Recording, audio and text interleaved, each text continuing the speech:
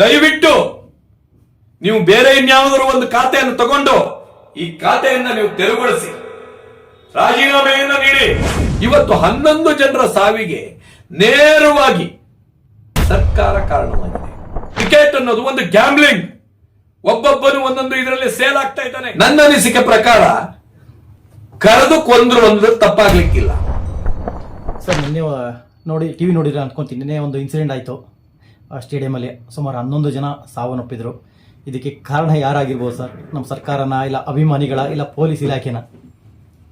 ಮೊದಲಿಗೆ ಏನು 11 ಜನ ಅಸುನೀಗಿದ್ದಾರೋ ಅವರಿಗೆ ಶ್ರದ್ಧಾಂಜಲಿಯನ್ನ ಅರ್ಪಿಸ್ತೇನೆ. ಇದಾದ ನಂತರ ನೀವು ಕೇಳಿದ ಪ್ರಶ್ನೆ ಯಾರದು ತಪ್ಪು ಅಂತೇಳಿ, ಪ್ರಥಮವಾಗಿ ತಪ್ಪು ಹುಚ್ಚು ಅಭಿಮಾನದ್ದು. ಹುಚ್ಚು ಅಭಿಮಾನ ಇರಬೇಕಂತೆ. ಅಭಿಮಾನ ಒಬ್ಬ ವ್ಯಕ್ತಿಗೆ ಕಿರೀಟ. ಹುಚ್ಚು ಅಭಿಮಾನ ಇದೆಯಲ್ಲ, ಅದು ಬಹಳ ಡೇಂಜರ್. ಆ ಹುಚ್ಚು ಅಭಿಮಾನದ ಪ್ರತೀಕವೇ ಈ ರೀತಿ ಆಗಿರುವಂಥದ್ದು. ಮತ್ತೆ ನಮ್ಮ ಸರ್ಕಾರ, ಆಡಳಿತ ಸರ್ಕಾರಕ್ಕೆ ಯಾವ ರೀತಿ ಯಾವ ಕಾರ್ಯಕ್ರಮಗಳನ್ನು ಹೊಮ್ಕೋಬೇಕು, ಯಾವ ರೀತಿ ಕಾರ್ಯಕ್ರಮವನ್ನು ಆಯೋಜನೆ ಮಾಡಬೇಕು ಅನ್ನೋದೊಂದು ಸಾಮಾನ್ಯ ಜ್ಞಾನ ಮುಖ್ಯಮಂತ್ರಿಗಾಗಿರ್ಬೋದು ಅಥವಾ ಉಪಮುಖ್ಯಮಂತ್ರಿಗಳಿಗಾಗಿರ್ಬೋದು ಇರಬೇಕು. ಮತ್ತೆ ಮೂರನೇ ತಪ್ಪು ಪೊಲೀಸ್ ಇಲಾಖೆದು. ಹಾಗಾದ್ರೆ ಗೃಹ ಇಲಾಖೆಗೆ ನೀವು ಅವ್ರದ್ದೇ ಆದಂತ ಒಂದು ಟೀಮ್ ಇರ್ತದೆ, ಇದ್ರ ಬಗ್ಗೆ ಮಾಹಿತಿಯನ್ನ ಕೊಡುವಂತ ಒಂದು ಟೀಮ್ ಇರ್ತದೆ. ಹಾಗಾದ್ರೆ ಅದು ನಿಷ್ಕ್ರಿಯಗೊಂಡಿದೆಯಾ? ಆ ಟೀಮು ಅವರಿಗೆ ಸರಿಯಾದ ಮಾಹಿತಿ ಕೊಟ್ಟಿಲ್ವಾ? ಇಂಟೆಲಿಜೆನ್ಸಿ ಅಂತ ಕರೀತಾರೆ.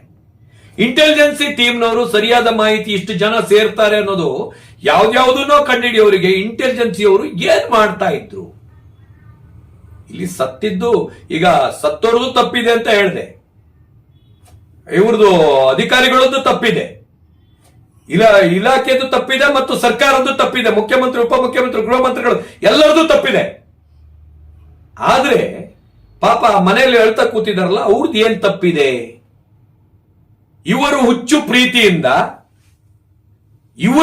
ಪ್ರೀತಿಯಿಂದ ಅಥವಾ ಮಾನ್ಯ ಡಿ.ಕೆ. ಶಿವಕುಮಾರ್ ಅವರಾಗಿರ್ಬೋದು, ಸಿದ್ದರಾಮಯ್ಯರಾಗಿರ್ಬೋದು, ಅವರು ಸರ್ಕಾರದಲ್ಲಿ ಏನೋ 18 ವರ್ಷಕ್ಕೆ ಒಂದು ಕಪ್ಪು ಬಂತು ಅಂತ ಹೇಳ್ಬಿಟ್ಟು 18 ವರ್ಷಕ್ಕೆ ಕಪ್ಪು ಬಂತು ಅಂತ ಬಿಟ್ಟು ಗಡಿಬಿಡಿಯಲ್ಲಿ, ಆತುರದಲ್ಲಿ, ಯಾವುದೇ ರೀತಿಯ ಇದನ್ನ ಪ್ರಿಕಾಕ್ಷನ್ ತಗೊಳ್ದೇನೆ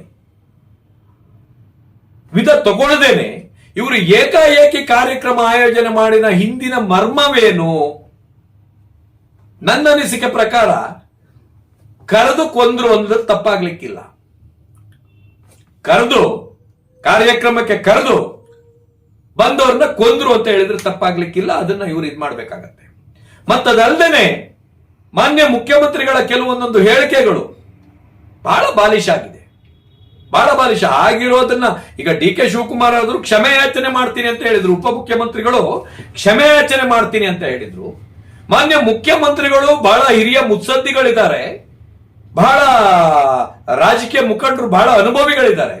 ಅವ್ರ ಬಾಯಿಂದ ಅಷ್ಟು ಕೇವಲವಾಗಿ ಬರಬಾರ್ದು. 100 ಜನ ಸಾಯಿಲಿ, 11 ಜನ ಸಾಯಿಲಿ, ಒಬ್ಬರು ಸಾಯಿಲಿ, ಸತ್ತಿದ್ದು ಸಾವೇ.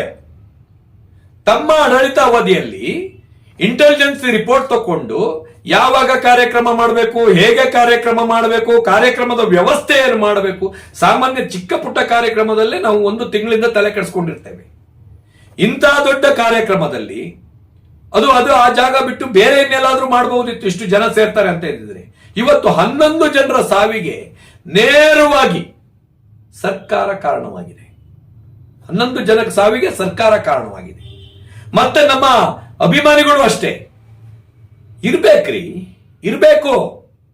ನಾಡಿನ ಅಭಿಮಾನ ಇರ್ಬೇಕು, ದೇಶದ ಅಭಿಮಾನ ಇರ್ಬೇಕು, ಜನಗಳ ಮೇಲೆ ಅಭಿಮಾನ ಇರ್ಬೇಕು, ಸಿನಿಮಾ ನಟರ ಮೇಲೆ ಅಭಿಮಾನ ಇರ್ಬೇಕು, ಕ್ರಿಕೆಟಿಗರ ಮೇಲೆ ಅಭಿಮಾನ ಇರ್ಬೇಕು. ಎಷ್ಟು? ತಮ್ಮ ಜೀವ ಕಳ್ಕೊಳ್ಳೋಷ್ಟು ಅಭಿಮಾನನ? ಅದೇ ನಿಮ್ಮ ತಂದೆ ತಾಯಿ ಮೇಲೆ ಅಭಿಮಾನ ತೋರಿಸಿ, ನಿಮ್ಮನ್ನ ಸಾಕಿದ ತಂದೆ ತಾಯಿ ಮೇಲೆ ತೋರಿಸಿ, ನಿಮ್ಗೆ ಓದಿ ವಿದ್ಯೆ ಕಲಿಸಿದಂತ ಗುರುಗಳ ಮೇಲೆ ತೋರಿಸಿ ನೀವು ಆ ಒಂದು ಅಭಿಮಾನನ. ನಿಮ್ಮ ನಾಡು ಮೇಲೆ ತೋರಿಸಿ, ನಿಮ್ಮ ದೇಶದ ಮೇಲೆ ತೋರಿಸಿ. ಇವೆಲ್ಲ ಒಂಥರ ಬಾಜಿರಿ. ಕ್ರಿಕೆಟ್ ಅನ್ನೋದು ಒಂದು ಬಾಜಿ ದಂಧೆ ಆಗೋಗಿದೆ. ಅದು ಗ್ಯಾಂಬ್ಲಿಂಗ್. ಕ್ರಿಕೆಟ್ ಅನ್ನೋದು ಒಂದು ಗ್ಯಾಂಬ್ಲಿಂಗ್. ಒಬ್ಬೊಬ್ಬನು ಒಂದೊಂದು ಇದರಲ್ಲಿ ಸೇಲ್ ಆಗ್ತಾ ಇದ್ದಾನೆ, ಮಾರಾಟ ಆಗ್ತಾನೆ. ಅದನ್ನ ನೋಡಕ್ಕೆ ಬೇರೆ ಇಂತಿಷ್ಟು ತನ್ನ ಆಸ್ತಿನ ಅಡ ಇಡೋರು ಎಷ್ಟು ಜನ ಬೇಕು? ಇಂಥ ಗ್ಯಾಮ್ಲಿಂಗಿಗೆ ಅಷ್ಟೊಂದು ಅಭಿಮಾನ ವ್ಯಕ್ತಪಡಿಸೋದು ಬ್ಯಾಡಿತ್ತು. ಆಯ್ತು, ಹೃದಯದಲ್ಲಿ ಇಟ್ಕೊಳ್ಳಿ. ಅಷ್ಟು ನೂಕು ನುಗ್ಗಲು ಮಾಡಿ 11 ಜನರ ಸಾವಿಗೆ ಅಲ್ಲಿ ನೂಕು ನುಗ್ಗಲು ಮಾಡಿದ ಜನ ಕೂಡ ಕಾರಣ ಆಗ್ತಾರೆ. ಆ ಪಾಪ ಪ್ರಜ್ಞೆ ಜನರನ್ನಲ್ಲಿ ಯಾರ್ಯಾರು ಹೋಗಿ ಅಷ್ಟು ನೂಕು ನುಗ್ಗಲಲ್ಲಿ ಇದ್ರೋ ಅವರು ಕೂಡ ಇದಕ್ಕೆ ಕಾರಣರಾಗ್ತಾರೆ. ಅವ್ರನ್ನು ಕೂಡ ಪಾಪ ಪ್ರಜ್ಞೆ ಬಿಡಲ್ಲ. ನಾವು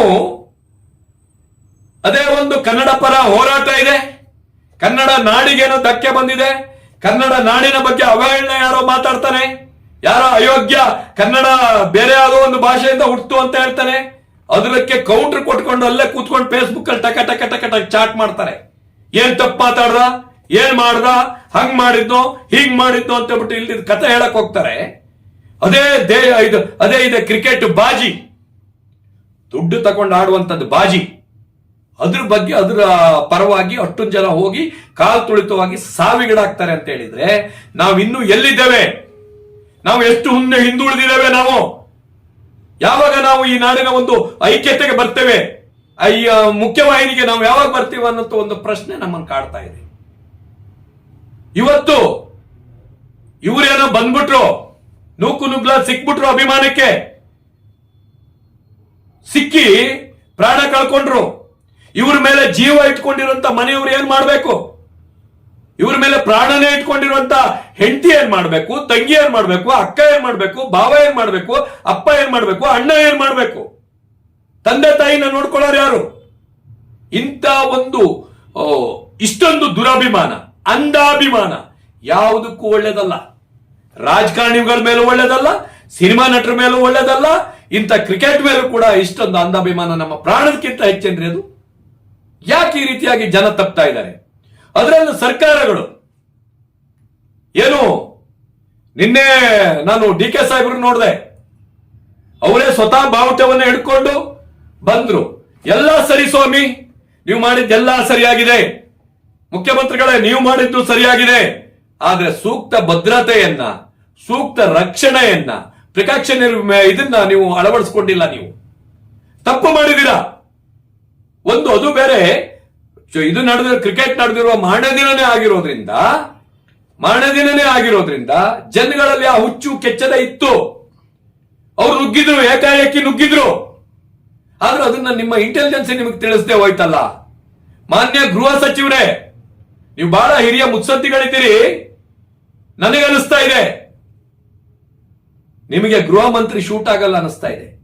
ಯಾಕೋ ನೀವು ಗೃಹ ಮಂತ್ರಿಗಳಾಗಿ ಅಧಿಕಾರ ಚುಕ್ಕಾಣಿ ಹಿಡಿದ ನಂತರ ಪ್ರತಿದಿನ ಒಂದಲ್ಲ ಒಂದು ರೀತಿಯಲ್ಲಿ ನಡೀತಾನೆ ಇದೆ. ದಯವಿಟ್ಟು ನೀವು ಬೇರೆ ಇನ್ಯಾವುದಾದ್ರು ಒಂದು ಖಾತೆಯನ್ನು ತಗೊಂಡು ಈ ಖಾತೆಯಿಂದ ನೀವು ತೆರವುಗೊಳಿಸಿ, ರಾಜೀನಾಮೆಯನ್ನ ನೀಡಿ. ಗೃಹ ಮಂತ್ರಿಗಳೇ, ನೀವು ರಾಜೀನಾಮೆಯನ್ನ ನೀಡಿ. 10 ಜನನ್ನ ಇದಾಕಿದ್ಕೆ